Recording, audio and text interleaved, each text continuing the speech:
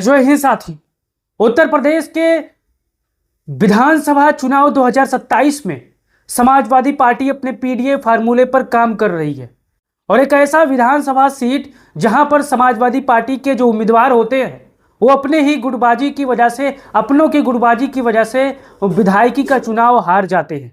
आज मैं बात कर रहा हूं तुलसीपुर विधानसभा 291 की। आप हमारे पीछे देख सकते हो, तुलसीपुर से 2027 में कौन होगा सपा का धाकड़ जिताऊ उम्मीदवार। दरअसल 2022 के विधानसभा चुनाव में अगर आप तुलसीपुर विधानसभा के होंगे तो आपको पता होगा कि क्या हुआ था।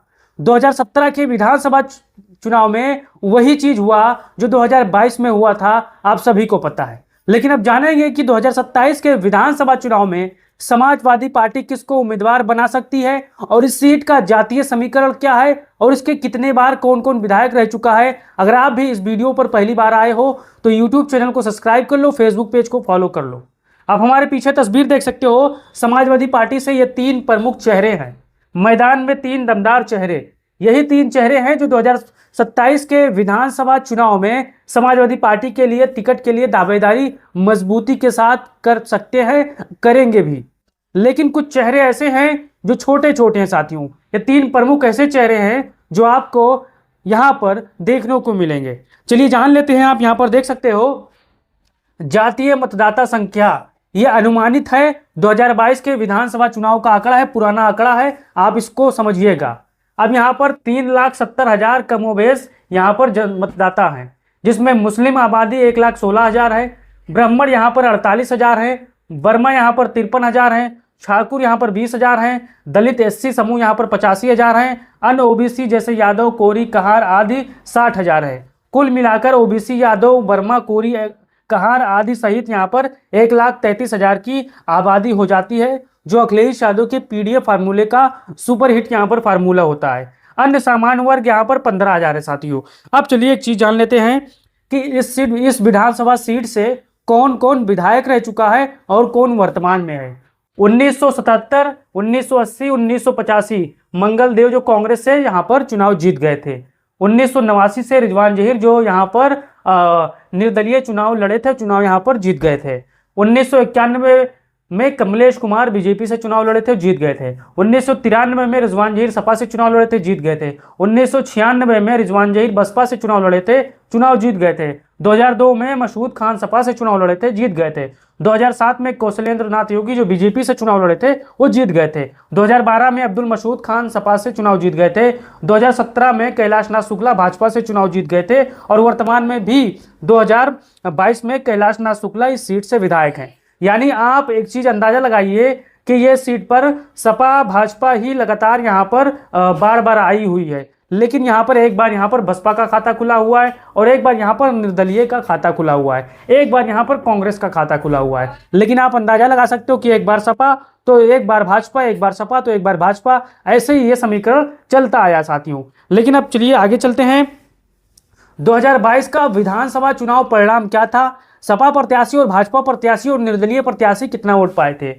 तुलसीपुर विधानसभा चुनाव परिणाम 2022, कैलाश नाथ शुक्ला जो कि 87,032 वोट हासिल करते हैं, भारतीय जनता पार्टी से चुनाव लड़ते हैं और यहाँ 35,781 वोटों से वो चुनाव जीत जाते हैं। जबकि जेबा रिजवान जो निर्दलीय चुनाव लड़ती हैं वो 51,251 वोट या पाती हैं, वो निर्दलीय चुनाव लड़ती हैं। अब्दुल मसूद खान जो समाजवादी पार्टी से चुनाव लड़ते हैं वो 42,815 वोट पाते हैं, जो कि उनका वोट शेयर 21% था। जेबा रिजवान का वोट शेयर 25% था और भाजपा का वोट शेयर यहाँ पर 42% था। यानी ये 2 समाजवादी पार्टी से ही टिकट मांग रहे थे, लेकिन समाजवादी पार्टी ने अब्दुल मसूद खान पर फिर से भरोसा जताया। फिर जेबा रिजवान ने यहाँ पर निर्दलीय पर्चा भर दिया, जिससे समाजवादी पार्टी और इनके बीचों में वोटों का बंटवारा हो गया। अगर आप इन दोनों के वोटों को अगर जोड़ेंगे तो भारतीय जनता पार्टी से यहाँ पर ज्यादा वोट हो गया और समाजवादी पार्टी मजबूती के साथ चुनाव जीत जाती। लेकिन अब यहाँ पर देखिए अब्दुल मसूद खान जो इस विधानसभा सीट से आप देख सकते हैं कितनी बार के विधायक हैं। आप यहाँ पर देख सकते हैं एक बार 2002 में, 2 बार यानी 2 बार के इस सीट से विधायक हैं अब्दुल मसूद खान। बड़े चेहरे हैं, बड़े नाम है, अनुभवी चेहरा है। अब आपको अपना राय देना है, बताना है। अगर अब्दुल मसूद खान साहब को उत्तर प्रदेश में समाजवादी पार्टी 291 विधानसभा सीट से फिर से उम्मीदवार बनाती है तो इस सीट पर क्या अब्दुल मसूद खान साहब फिर से चुनाव जीत पाएंगे? आपका क्या राय है? अपना राय दीजिए, क्योंकि ये सीट ब्राह्मण मुस्लिम बाहुल सीट है। एक चीज को आपको ध्यान देना है और जातीय समीकरण को भी समझना है, क्योंकि समाजवादी पार्टी इन पर लगातार कई बार भरोसा जता रही है और कई बार ये चुनाव जीत कर आए, लेकिन ये अपने ही जो दावेदार होते हैं समाजवादी पार्टी में, उनकी वजह से चुनाव हार जाते हैं। ये आप 17 को चुनाव देखिए, आप देखिए 2022 का विधानसभा चुनाव देखिए, लेकिन अब 27 का चुनाव आ रहा है। उसमें आपको बताना है कि अब्दुल मसूद खान साहब को अगर समाजवादी पार्टी उम्मीदवार बनाती है, बड़ा चेहरा है, बड़ा नाम है और कोई परिचय के मोहताज नहीं है इस विधानसभा सीट पर साथियों। फिर आपको बताना है जेवा रिजवान, अब ये पूर्व प्रत्याशी भी रह चुकी हैं। 17 में भी दूसरे नंबर पर थी और 22 में भी दूसरे नंबर पर थी। अब मसला क्या है, अगर समाजवादी पार्टी अब्दुल मसूद खान साहब को टिकट देगी तो ये साहब चुनाव निर्दलीय पर्चा भर के लड़ लेंगी और समाजवादी पार्टी वहां पर चुनाव हार जाती है। हमेशा से 2 बार से ये होता आ रहा है। ये क्या कमी है? अगर आप तुलसीपुर विधानसभा के होंगे तो अपना राय जरूर दीजिए, बताइएगा कि ऐसा क्यों होता है कि अगर सपा से अब्दुल मसूद खान को उम्मीदवार बनाया जाता है तो जेवा रिजवान निर्दलीय पर्चा भर के उनको हराने का काम करती हैं या खुद जीतने का काम करती हैं। आपका क्या राय है साथियों? फिर चलते हैं, तीसरा नाम है डॉक्टर भानु त्रिपाठी, जो कि समाजवादी पार्टी से तेज तर्रार युवा कार्यकर्ता हैं और जबरदस्त चेहरे हैं। समाजवादी पार्टी का जो पीडीए फार्मूला है उस पर सुपर हिट बैठते हैं। ये सीट ब्राह्मण बाहुल सीट है, इस चीज को आपको समझना है। अब अखिलेश यादव जी को तय करना है कि समाजवादी पार्टी का उम्मीदवार कौन होगा। मैंने आपको नाम बता दिए है, अगर कोई ऐसा बड़ा नाम आपके जहन में हो तो कमेंट बॉक्स खुला है, अपना राय जरूर दीजिएगा। अब चलते हैं, अंतिम चीज देखते हैं, आपसी लड़ाई में फायदा हुआ तीसरे का।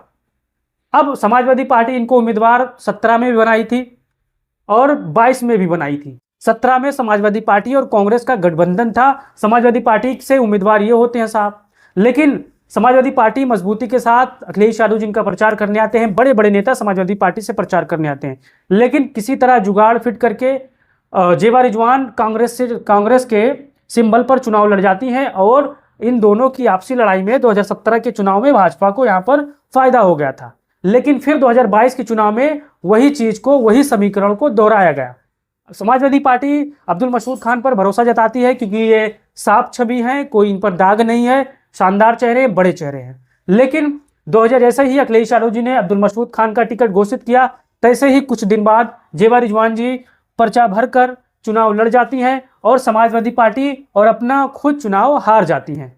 अब आपको बताना है कि इस आपसी लड़ाई से छुटकारा पाने के लिए 2027 के विधानसभा चुनाव में समाजवादी पार्टी को यहां पर क्या कदम उठाना चाहिए, क्योंकि 2 बार समाजवादी पार्टी यहां पर घाटा खा रही है साथियों। इन 2 चेहरों के आपसी लड़ाई में फायदा यहां पर तीसरे भारतीय जनता पार्टी को होता है। आप भी समझते हो, आप भी जानते हो। अब आपको अपना राय देना है और बताना है कि आपके हिसाब से समाजवादी पार्टी किनको टिकट दे और कौन बड़े चेहरे हैं। डॉक्टर भानु प्रताप पर 2027 में विधानसभा चुनाव में अखिलेश यादव भरोसा जताएंगे, आपका क्या राय है बताइए।